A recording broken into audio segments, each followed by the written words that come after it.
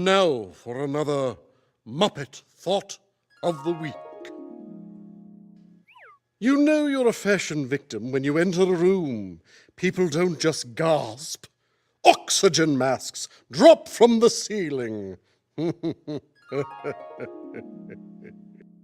Join us again next week for another Muppet Thought of the Week. Animals like drinking! We're drinking. Cheers. One more. Hear that song? Pretty good for the oil free. Only variation.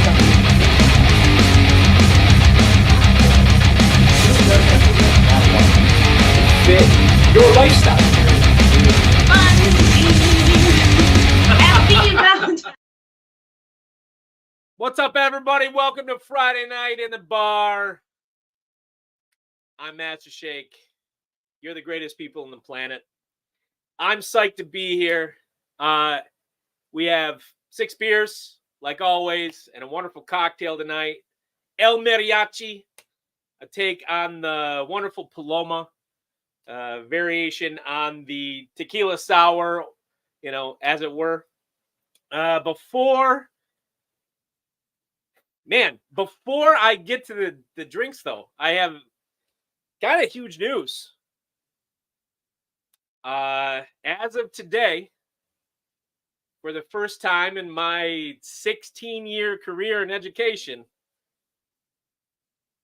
I am Principal Mastershake. I'm in charge of my own building. I'm pretty excited about it. I mean, I'm excited to be here. It's Friday night, but I want to share it with you guys specifically, in large part because it's been a really long journey for me to get here, and you guys are part of the Mastershake journey, the thing that is me. We spoke for a long time. I mean, really, on Mix Show this week about mental health, and anybody out there that's chasing your dreams, like, sometimes it can get grueling. And I just want to say, like, a milestone achieved for the Mastershake. So it was a big deal for me today, and I'm glad I got to share it with everybody. But what for you came for, right? 6 beers this week first. Let's get to our beers. This week's beers from Marshall, Michigan, we have Dark Horse Brewery, a brewery that was actually featured on TV. However, over time, they have scaled back a little bit in terms of that, I think. Rebranded a little bit, maybe gotten some different partners. They have one of my favorite IPAs, a really heavy citrus IPA called Rain and Blood, which is a take on the Slayer song, which I think is absolutely awesome. It's a good brewery. But like I said a couple weeks ago, as far as tiers in Michigan go, I wouldn't say that they're first tier. I like their beer. In some ways, I kind of like their beer better than New Holland. But they don't have the same clout for a lot of reasons. They don't take very many chances. They really don't. They're not an out there kind of brewery. They're not out there doing some of the stuff that somebody like Shorts or, next week's brewery, Oddside, like, they're not doing those aggressive things. And so in large part, they just make really good beer. And because of that, I'd put them like, 1A or whatever you want, or second tier, whatever you want to call it. I put them the next slot down. So if you're coming to Michigan, now the other part is that the brewery is in Marshall, which is the middle of absolutely nowhere. Where are you going? Nowhere. It's nowhere. There's you go to New Holland and it's right on the beach, and Oddside, it's right on the beach. You go to Shorts, it's in Bel Air, Michigan, one of the most beautiful places I've ever been. Or like Jolly Pumpkin, at least you're down in by Ann Arbor and Ypsilanti and all of these like great places you can visit down there. Marshall is Marshall. It's a town of about 18, 20,000 people. It's not really that, sexy or anything like that. And so visiting there doesn't have the same like oomph, so to speak. And because the location really isn't that wonderful, that impacts it too, I think. Fair. I love their beer. Like I said, I think I like their beer a little bit better in New Holland, but I'd rather go to New Holland. I'd rather go to New Holland for sure. It's by Lake Michigan. Why wouldn't you? You know? So the beers. Let's put our second screen up. See if we got any comments. We'll skip past the congrats stuff. Hot for teacher. No, you can't sing hot for teacher anymore. The Barstool sticker isn't up, Tim. It's in a drawer somewhere. I don't know where it is. It doesn't really fit with the decor. Yeah. Tim pointed it out. It's Holland and GR are two better destinations. To a certain extent, like I feel like the location makes the brewery and the people make the brewery. Now it's not like, Marshall's full of bad people or anything like that, but all the places where I've been, I have a lot of nostalgia for those places. I'm biased. I'm not going to stand in front of you as a reviewer of these things and say that I'm not. I like fresh water, so being by the lake matters a lot. I don't know. You know what I'm going to say? I'm going to say the same thing. There are no rules. Check it out. Go to Marshall. Drink their beer. They're one of the nicest people I've ever. They gave me 2 full flats. So that's 24 beers. 2 full flats of beer just for coming and hanging out and talking to their brewers. It was really nice. I'm so sorry I skipped past your well wishes, Ward. I'm so sorry, but I am just not. I'll be honest. They had to. They had to announce it today, and if anybody that knows me, I am not somebody that receives compliments very well. Thanks from the Scene Snobs. You guys sponsor me. It's wonderful. I don't receive compliments very well, and so it was a little embarrassing. But let's get to the beer. I'll show you the beers I got. 6 beers. Marshall, Michigan, Dark Horse Brewery. So I will say this. Out of the beers we've looked at so far, it's not high on the design list. Okay. First up, we have the Bafo Brown. And I mean, it's kind of cool. It's got like a little dragon on it. And here's their label, the Dark Horse. You see this? You got like a star and a horse next to it. Oh, it's reverse. Sorry. But this is the Bafo Brown. Comes in at 5.4%. It's a solid brown. Sorry. I got it mixed up. This one's at 7, so it's a heavy brown. 7%. It's not imperial, though. It's just a standard brown. So that's really high on the ABVs for a standard brown. It's good.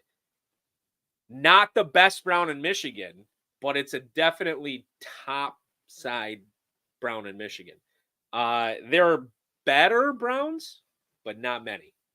I will say that. Solid beer. Bafo Brown. Next up, this is a beer they brewed to kind of compete with Shorts and Founders. Founders has Rubaeus, which is this raspberry ale, and Shorts has their strawberry ale that does really well.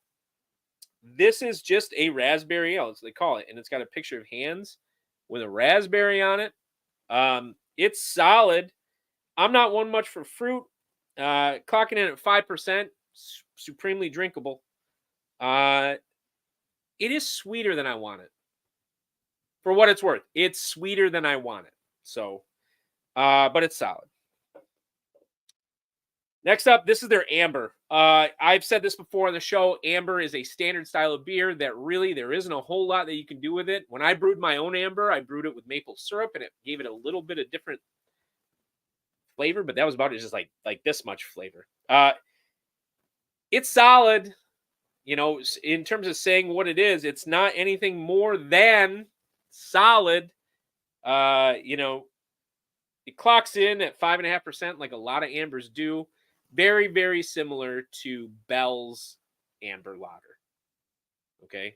Or Amber Ale. Sorry, Amber Ale. I said lager. Apparently, I'm just making mistakes today. Their standard IPA. Every brewery has one, whether you're talking Huma in shorts or you're talking Mad Hatter or whether you're, whatever, whatever you're talking. This is their standard. Crooked Tree, it's called. They have a whole flagship with this. The logo, again, I will say this logo looks a little bit better than the other ones, but I'm also partial to green. Lower on the ABV for an IPA at 6.5%.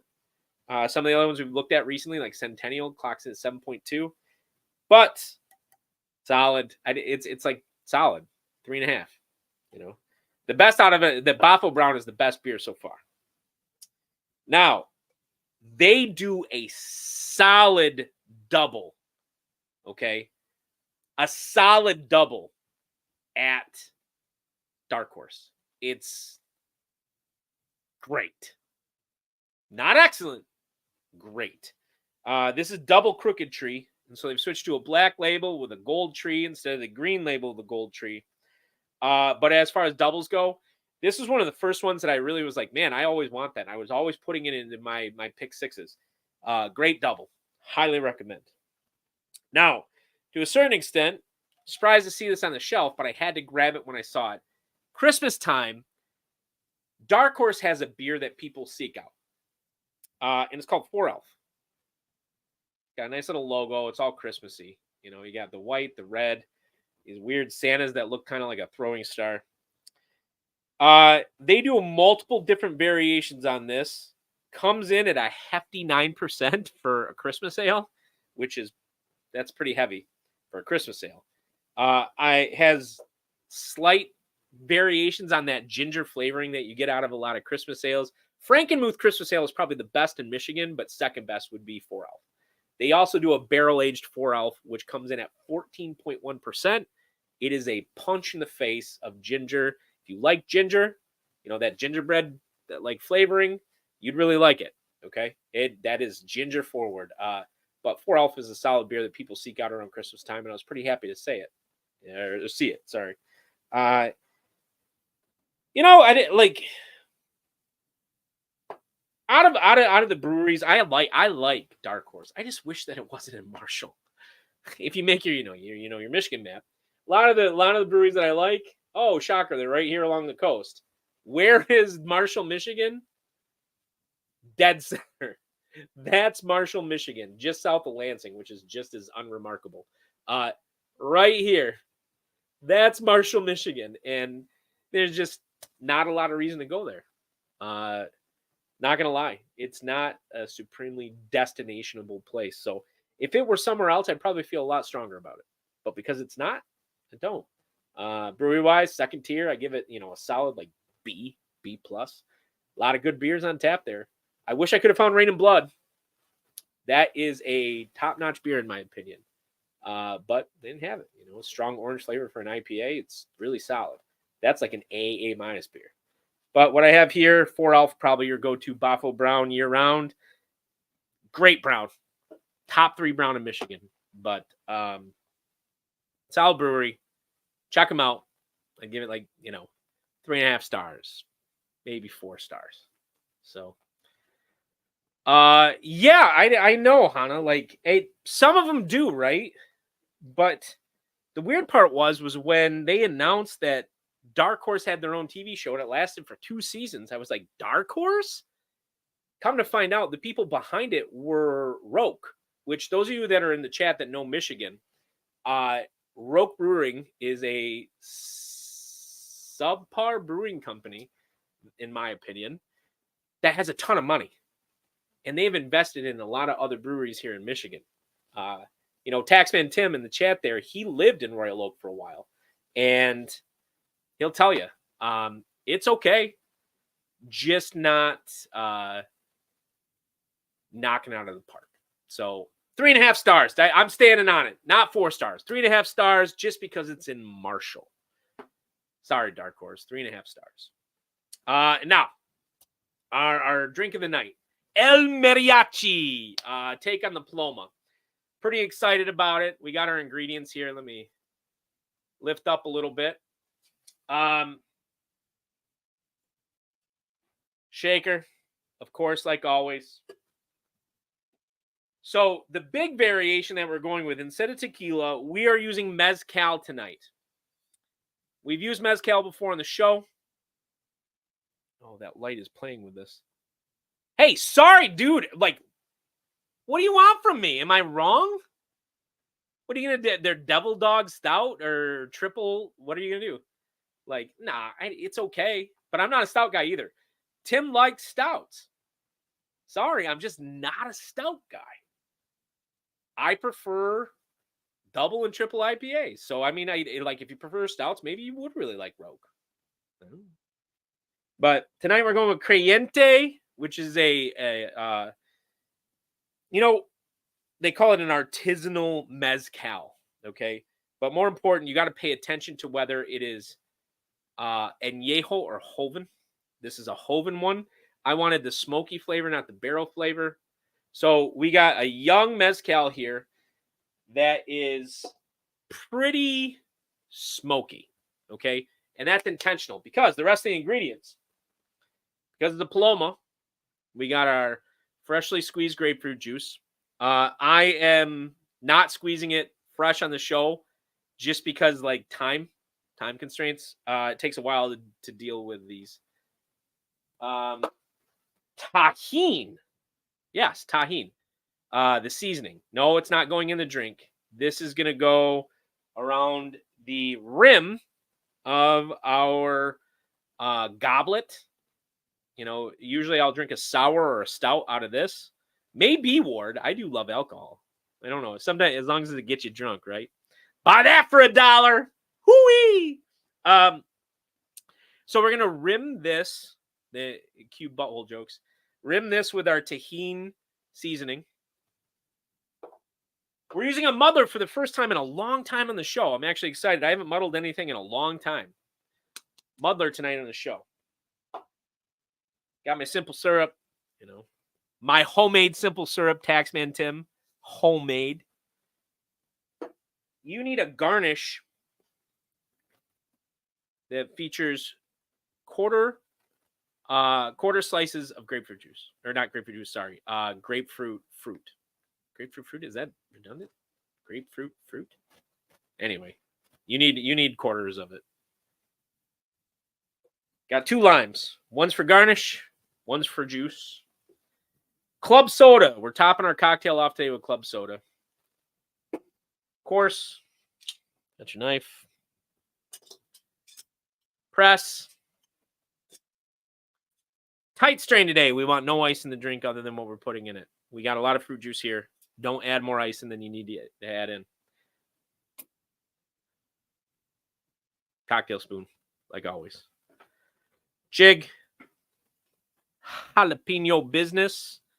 And my secret ingredient for this drink, cilantro. That's right, cilantro. I know, it tastes like soap. Don't overdo it and you're fine. Okay? First, let's start with the bottom part of our shaker. What do we want in there? Chopped up jalapenos. Toss them in. Let's tip this up a little bit so you can see me do everything. There we go. Chopped up jalapenos. 2 decent-sized sprigs of cilantro. Okay, and you see I got this. These are garnishes right here, so we're pushing these off to the side. We need 1 full lime, and if you want to know the measurement because you're not using fresh lime juice like I am, we're looking at 0.25 ounces of lime juice. Okay, these are small limes. I'm thinking this is going to be a good measure of it. Now, you want to put all of your stuff in there ahead of time before you muddle. 2 reasons. 1, you actually want to get those ingredients profused into whatever liquids you're using. You notice I don't have any ice in there yet. 2, okay, when you muddle it inside there and you get your tight strain so nothing comes into the drink, you actually want to get the smallest pieces possible, believe it or not. Okay, I know that sounds weird. We're already using a tight strain anyway, but you don't want big chunks in there because it's going to affect how you strain the drink out. I mean, it's kind of a simple thing, okay? You just want to make it easy on yourself. Get your lime juice in there. Next up, we got simple syrup. We need 0.5 ounces today of simple syrup. So give yourself half an ounce of simple syrup. I get my jig out. Give it a toss in there.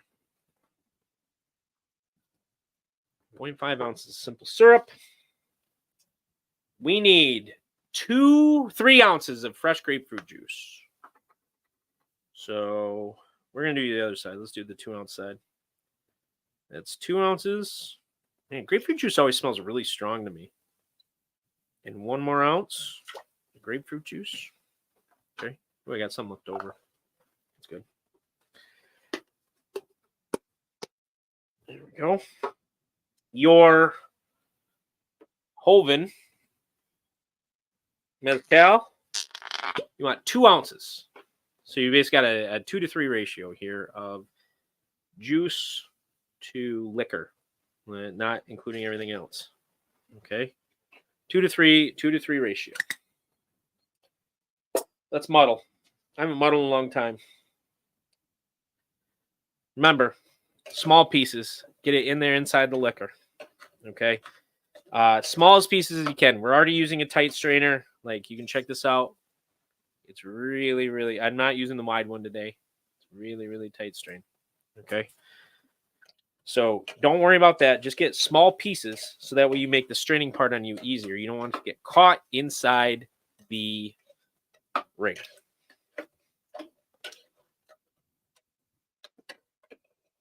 You know, I like to give it a little spin like this. It kind of gets everything off the end of your muddler.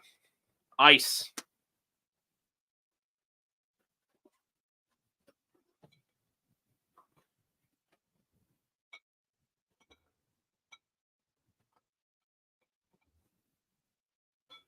If you don't know by now, you should. 1 crack cube, 1 whole cube. Say it for Katie. Spank that ice. Nice little crack there. 1 whole cube.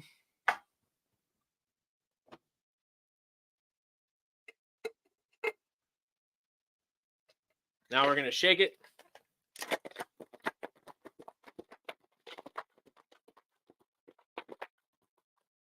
Good tap. Now, before we strain it, we have to rim our goblet, right? Boom. Cheater way to do it.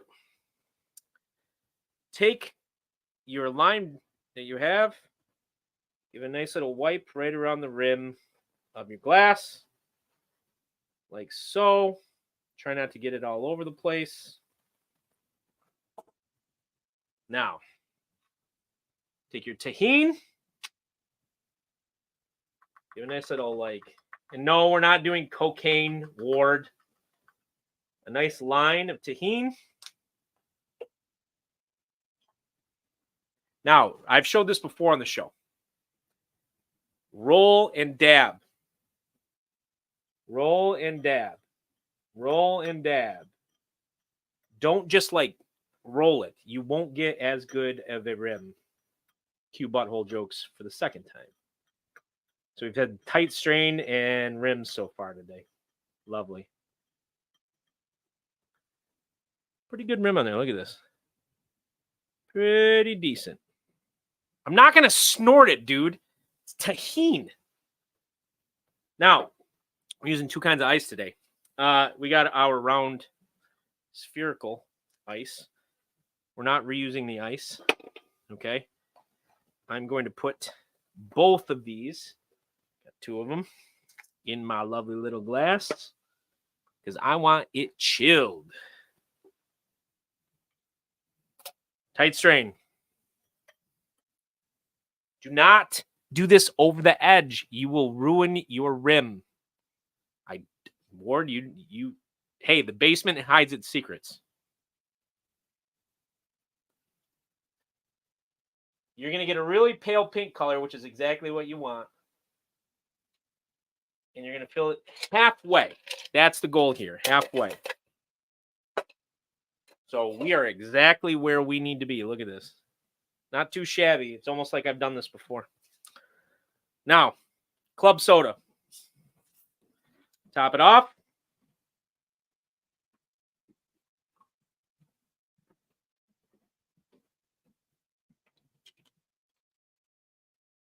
Anytime that you top a drink off, I said top, man, I am just full of it today.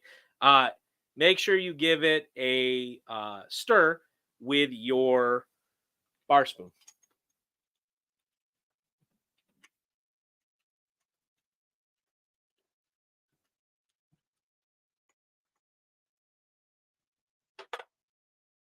Now, we need our lime wheel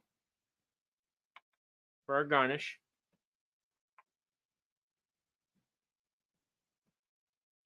Just like so. Give it a nice cut. Maybe. I don't know. It doesn't want to. There we go. We need our grapefruit garnish. Grapefruit fruit. We're just going to give it a nice little pink color. And our lovely sprig remaining for the cilantro. And what you have left with is El Mariachi. A beautiful, colorful drink. Getting warm in Michigan already. But a little hidden secret. Kind of spicy. Oh, and it is good. So the mezcal is a much better choice than tequila in this drink. Because when it blends with the jalapeno, and you notice I only put 3 little cubes of jalapeno in there. Jalapeno can be really overdone when it comes to a cocktail. So we have the citrus flavor of the grapefruit juice balancing out the smokiness that comes with the mezcal, that punch in the mouth that comes with the jalapeno, but this little secret little like cilantro kind of wiggling in between it. This is a complex cocktail.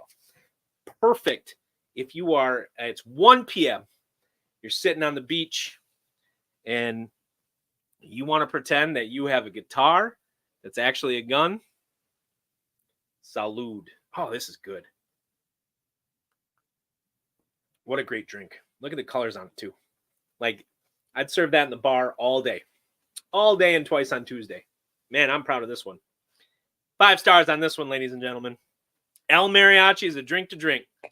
Well, sir, I wanted to jump on because it's a very special day. I don't care if you like your accolades or not. You deserve them.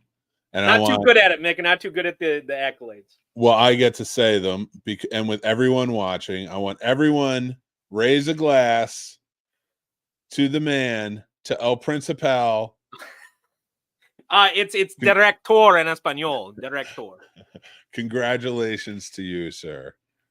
Cheers. I appreciate it, buddy. And let me get my shot ready then. Let me get my shot ready, and you can stay on while we do the shot, okay? No. This is your time to shine. I just want to say congratulations. Well deserved. You do your shot. Love you, buddy. Just all the luck. Congratulations to you, man. I just love you, brother. And tune in tonight for the Outcasts. I'll be on that show too. Shot tonight in celebration. One of my favorite shots is just a shot of Jameson. I've heard it called El Guapo. I've heard it called the Scrooge McDuck, but it's just Jameson in a shot glass. To you guys, not to me. I don't cheers to myself. I love doing this show. I love making cocktails with you guys. I got a double tonight, by the way. So I'm not cheating. Don't worry. It's not, but that's a double shot glass. Part of what my job is to do Spanish immersion. So I'm going to do, in honor of El Mariachi, one of the best cocktails I think I've ever come up with on the show. And all of you, as well as my new job. Arriba, abajo, al centro, adentro. Salud. that's good. I'll be back next week. Same shake time, same shake channel. However, I might have a surprise next week. I am working on getting the head marketer for Oddside Ales in Grand Haven, Michigan, to come on the show and talk about their beers. They wanted to be on the show today, but Grand Rapids Brew Fest is today, so they couldn't make it. So hopefully next week, Oddside Ales, their head marketer, will tell us all about their wonderful beers and a brewery that I would definitely classify as a top-tier brewery in Michigan. I love you guys. Thanks for tuning in. It's our tight 30.